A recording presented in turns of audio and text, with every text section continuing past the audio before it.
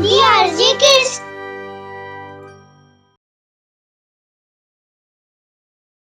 ਕਹਾਣੀ ਬੋਟਲ ਵਾਲੀ ਚੁੜੈਲ।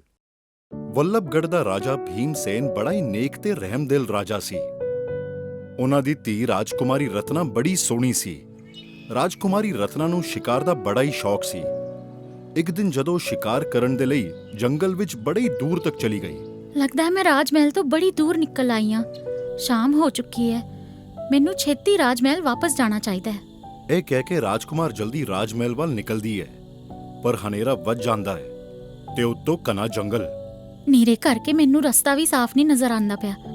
ਪਤਾ ਹੀ ਨਹੀਂ ਮੈਂ ਕਿਹੜੇ ਪਾਸੇ ਜਾ ਰਹੀ ਹਾਂ। ਮੇਰਾ ਘੋੜਾ ਵੀ ਥੱਕ ਗਿਆ ਹੈ। ਥੋੜੀ ਦੇਰ ਇੱਥੇ ਹੀ ਰੁੱਕ ਕੇ ਆਰਾਮ ਕਰ ਲੈਣੀ ਹਾਂ। ਇਹੀ ਸੋਚ ਕੇ ਰਾਜਕੁਮਾਰੀ ਉੱਥੇ ਹੀ ਇੱਕ ਦਰਖਤ ਦੇ ਹੇਠਾਂ ਬੈਠ ਜਾਂਦੀ ਹੈ। ਉਸੇ ਦਰਖਤ ਦੇ ਉੱਤੇ ਇੱਕ ਚੁੜੈਲ ਰਹਿੰਦੀ ਹੈ। ਜਦੋਂ ਉਹਦੀ ਨਜ਼ਰ ਰਾਜਕੁਮਾਰੀ ਉੱਤੇ ਪੈਂਦੀ ਹੈ ਤਾਂ ਉਹ ਚੁੜੈਲ ਸੋਚਦੀ ਹੈ, क्या बात है, इन्ना सोना ताजा खाना कल तो मैं खादा भी कुछ नहीं है।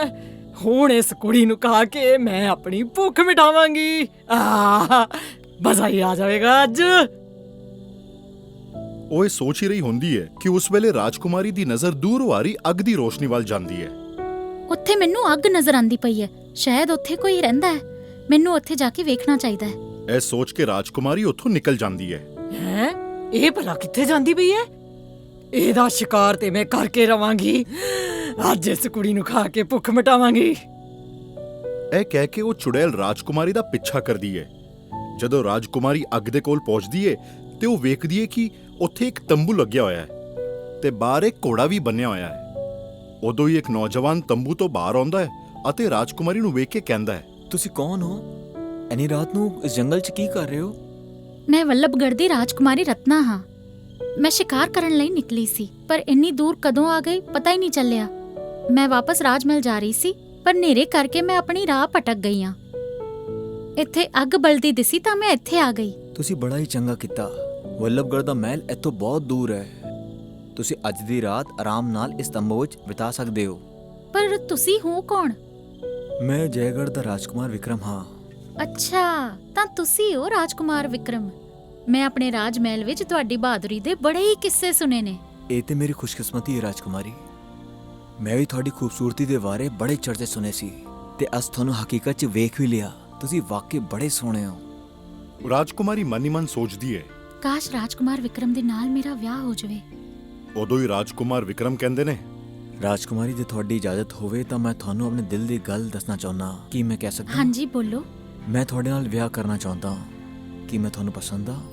ਰਾਜਕੁਮਾਰੀ ਸ਼ਰਮ ਦੇ ਮਾਰੇ ਕੁਝ ਬੋਲ ਹੀ ਨਹੀਂ ਪਾਉਂਦੀ ਤੇ ਹਾਂ ਵਿੱਚ ਸਰ ਹਿਲਾ ਕੇ ਜਵਾਬ ਦਿੰਦੀ ਹੈ। ਚਲੋ ਤੁਸੀਂ ਹੁਣ ਆਰਾਮ ਕਰ ਲਿਓ। ਚੁੜੈਲ ਰਾਜਕੁਮਾਰੀ ਨੂੰ ਵੇਖ ਕੇ ਮੋਹਿਤ ਹੋ ਜਾਂਦੀ ਹੈ ਤੇ ਉਹ ਸੋਚਦੀ ਹੈ, ਇੰਨਾ ਸੋਹਣਾ ਰਾਜਕੁਮਾਰ, ਮੈਂ ਇਸੇ ਨਾਲ ਵਿਆਹ ਕਰਾਵਾਂਗੀ। ਪਰ ਇਹ ਤਾਂ ਰਾਜਕੁਮਾਰੀ ਨਾਲ ਵਿਆਹ ਕਰਨਾ ਚਾਹੁੰਦਾ ਹੈ। ਇਹ ਤੇ ਮੈਂ ਹੁਣ ਨਹੀਂ ਦੇਣਾ। ਵਿਆਹ ਤਾਂ ਇਹਦੇ ਨਾਲ ਮੇਰਾ ਹੀ ਹੋਵੇਗਾ। ਸਵੇਰ ਹੁੰਦੇ ਹੀ ਰਾਜਕੁਮਾਰ ਰਾਜਕੁਮਾਰੀ ਦੇ ਨਾਲ ਵੱਲਭਗੜ੍ਹ ਜਾਣ ਦੇ ਲਈ ਤਿਆਰ ਹੋ ਜਾਂਦਾ ਹੈ। ਚਲੋ ਮੈਂ ਤੁਹਾਨੂੰ ਤੁਹਾਡੇ ਰਾਜ ਮਹਿਲ ਤੱਕ ਛੱਡ ਦੇਣਾ। ਉਹ ਦੋਵੇਂ ਰਾਜ ਮਹਿਲ ਆਉਂਦੇ ਨੇ। ਰਾਜਕੁਮਾਰੀ ਰਾਜ ਮਹਿਲ ਦੇ ਅੰਦਰ ਜਾਂਦੀ ਹੈ, ਪਰ ਉੱਥੇ ਆਪਣੀ ਜਗ੍ਹਾ ਆਪਣੀ ਹਮਸ਼ਕਲ ਨੂੰ ਵੇਖ ਕੇ ਹੈਰਾਨ ਹੋ ਜਾਂਦੀ ਹੈ ਤੇ ਆਪਣੇ ਹਮਸ਼ਕਲ ਨੂੰ ਕਹਿੰਦੀ ਹੈ, ਕੌਣ ਹੈ ਤੂੰ ਤੇ ਮੇਰੀ ਜਗ੍ਹਾ ਉੱਤੇ ਕਿਉਂ ਬੈਠੀ ਹੋਈ ਹੈ? ਰਾਜਕੁਮਾਰੀ ਨੂੰ ਵੇਖ ਕੇ ਰਾਜਾ ਤੇ ਸਾਰੇ ਰਾਜ ਦਰਬਾਰੀ ਹੈਰਾਨ ਹੋ ਜਾਂਦੇ ਨੇ। ਤੂੰ ਕੌਣ ਹੈ? ਇਹ ਤੁਸੀਂ ਕੀ ਕਹਿੰਦੇ ਪਏ ਹੋ ਪਿਤਾ ਜੀ? ਮੇਰੀ ਧੀ ਤਾਂ ਇੱਥੇ ਹੀ ਹੈ। ਨਹੀਂ ਨਹੀਂ ਪਿਤਾ ਜੀ, ਤੁਹਾਡੀ ਧੀ ਮੈਂ ਹਾਂ। ਇਹ ਤਾਂ ਕੋਈ ਹੋਰ ਹੀ ਹੈ ਜੋ ਮੇਰੇ ਵਰਗੀ ਦਿਸਦੀ ਹੈ। ਨੀ ਕੁੜੀਏ, ਕੀ ਬਕਵਾਸ ਕਰਦੀ ਪਈ ਹੈ ਤੂੰ? ਮੈਂ ਹਾਂ ਰਾਜਕੁਮਾਰੀ ਰਤਨਾ। ਇੱਕੋ ਸ਼ਕਲ ਦੀਆਂ ਦੋ ਰਾਜਕੁਮਾਰੀਆਂ ਨੂੰ ਵੇਖ ਕੇ ਰਾਜ ਦਰਬਾਰ ਵਿੱਚ ਮੌਜੂਦ ਸਾਰੇ ਲੋਕਾਂ ਦੇ ਵਿੱਚ ਹਲਚਲ ਮਚ ਜਾਂਦੀ ਹੈ। ਮਹਾਰਾਜ, ਇਹਨਾਂ ਦੋਨਾਂ ਰਾਜਕੁਮਾਰੀਆਂ ਵਿੱਚੋਂ ਅਸਲੀ ਰਾਜਕੁਮਾਰੀ ਕੌਣ ਹੈ? ਮੈਂ ਹੀ ਹਾਂ ਅਸਲੀ ਰਾਜਕੁਮਾਰੀ ਰਤਨਾ। ਮੈਂ ਕੱਲ ਸ਼ਿਕਾਰ ਕਰਨ ਲਈ ਗਈ ਸੀ। ਹਨੇਰਾ ਹੋ ਗਿਆ ਸੀ, ਇਸ ਲਈ ਪੂਰੀ ਰਾਤ ਜੰਗਲ 'ਚ ਬਿਤਾ ਕੇ ਹੁਣੇ ਆਈ ਹਾਂ। ਮੇਰੇ ਨਾਲ ਜੈਗੜ੍ਹ ਦੇ ਰਾਜਕੁਮਾਰ ਵਿਕਰਮ ਵੀ ਨੇ। ਤੁਸੀਂ ਇਹਨਾਂ ਨੂੰ ਪੁੱਛ ਲਵੋ। ਹਾਂਜੀ ਮਹਾਰਾਜ, ਰਾਜਕੁਮਾਰੀ ਬਿਲਕੁਲ ਸੱਚ ਕਹਿੰਦੀ ਪਈ ਹੈ। ਇਹ ਪੂਰੀ ਰਾਤ ਜੰਗਲ ਵਿੱਚ ਹੀ ਸੀ। ਪਰ ਅਸੀਂ ਇਸ ਗੱਲ ਉੱਤੇ ਯਕੀਨ ਕਿਸ ਤਰ੍ਹਾਂ ਕਰ ਲਈਏ ਕਿ ਇਹ ਅਸਲੀ ਰਾਜਕੁਮਾਰੀ ਰਤਨਾ ਹੈ, ਕਿਉਂਕਿ ਸਾਡੀ ਰਾਜਕੁਮਾਰੀ ਤੇ ਕੱਲ ਰਾਤ ਨੂੰ ਹੀ ਵਾਪਸ ਆ ਗਈ ਸੀ। ਉਸੇ ਵੇਲੇ ਨਕਲੀ ਰਾਜਕੁਮਾਰੀ ਕਹਿੰਦੀ ਹੈ, ਰਾਜਕੁਮਾਰ ਜੀ, ਕੱਲ ਤੁਹਾਡੀ ਮੁਲਾਕਾਤ ਮੇਰੇ ਨਾਲ ਹੋਈ ਸੀ। ਰਾਤ ਨੂੰ ਜਦੋਂ ਮੈਂ ਤੰਬੂ ਵਿੱਚ ਸੌਂਦੀ ਪਈ ਸੀ ਤਾਂ ਮੈਨੂੰ ਅਚਾਨਕ ਪਿਤਾ ਜੀ ਦਾ ਖਿਆਲ ਆਇਆ ਕਿ ਉਹ ਮੇਰੇ ਬਾਰੇ ਸੋਚ ਕੇ ਪਰੇਸ਼ਾਨ ਹੁੰਦੇ ਹੋਣਗੇ। ਇਸੇ ਲਈ ਬਿਨਾਂ ਤੁਹਾਨੂੰ ਦੱਸੇ ਮੈਂ ਚੁੱਪਚਾਪ ਉੱਥੋਂ ਆ ਗਈ। ਰਾਜਕੁਮਾਰ ਵਿਕਰਮ ਨੂੰ ਵੀ ਸਮਝ ਨਹੀਂ ਆਉਂਦਾ ਕਿ ਇਹ ਕੀ ਹੁੰਦਾ ਪਿਆ ਹੈ। ਉਹ ਕਦੀ ਨਕਲੀ ਰਾਜਕੁਮਾਰੀ ਨੂੰ ਵੇਖਦਾ ਹੈ ਤੇ ਕਦੀ ਅਸਲੀ ਰਾਜਕੁਮਾਰੀ ਨੂੰ। ਰਾਜਕੁਮਾਰੀ ਰਤਨਾ ਦੀ ਗੱਲ ਉੱਤੇ ਕਿਸੇ ਨੂੰ ਵੀ ਯਕੀਨ ਨਹੀਂ ਹੋ ਰਿਹਾ ਸੀ। ਇਸ ਲਈ ਮਹਾਰਾਜ ਹੁਕਮ ਦਿੰਦੇ ਨੇ, ਇਸ ਝੁੱਟੀ ਕੁੜੀ ਨੂੰ ਤਿਖਾਨੇ ਵਿੱਚ ਕੈਦ ਕਰ ਦਿਓ ਤੇ ਰਾਜਕੁਮਾਰ ਵਿਕਰਮ ਨੂੰ ਸਾਡੇ ਮਹਿਮਾਨਾਂ ਵਾਲੇ ਕਮਰੇ ਵਿੱਚ ਲੈ ਜਾਓ। ਵਿਚਾਰੀ ਰਾਜਕੁਮਾਰੀ ਚੁੱਪਚਾਪ ਜੇਲ੍ਹ ਵਿੱਚ ਚਲੀ ਜਾਂਦੀ ਹੈ। ਇੱਧਰ ਨਕਲੀ ਰਾਜਕੁਮਾਰੀ ਆਪਣੇ ਕਮਰੇ ਵਿੱਚ ਬੜੀ ਖੁਸ਼ ਹੈ। ਹੁਣ ਮੈਂ ਇੱਕ ਰਾਜਕੁਮਾਰੀ ਬਣ ਕੇ ਇੱਥੇ ਰਾਜ ਕਰਾਂਗੀ ਤੇ ਜਲਦੀ ਹੀ ਮਹਾਰਾਜ ਨੂੰ ਕਹਿ ਕੇ ਇਸ ਰਾਜਕੁਮਾਰ ਦੇ ਨਾਲ ਵਿਆਹ ਕਰਾਂਗੀ ਤੇ ਰਾਜਕੁਮਾਰੀ ਰਤਨਾ ਸਾਰੀ ਜ਼ਿੰਦਗੀ ਜੇਲ੍ਹ ਦੇ ਵਿੱਚ ਸੜਦੀ ਰਹੇਗੀ। ਇੱਧਰ ਮਹਾਰਾਜ ਆਪਣੇ ਕਮਰੇ ਵਿੱਚ ਬੜੀ ਪਰੇਸ਼ਾਨ ਨੇ।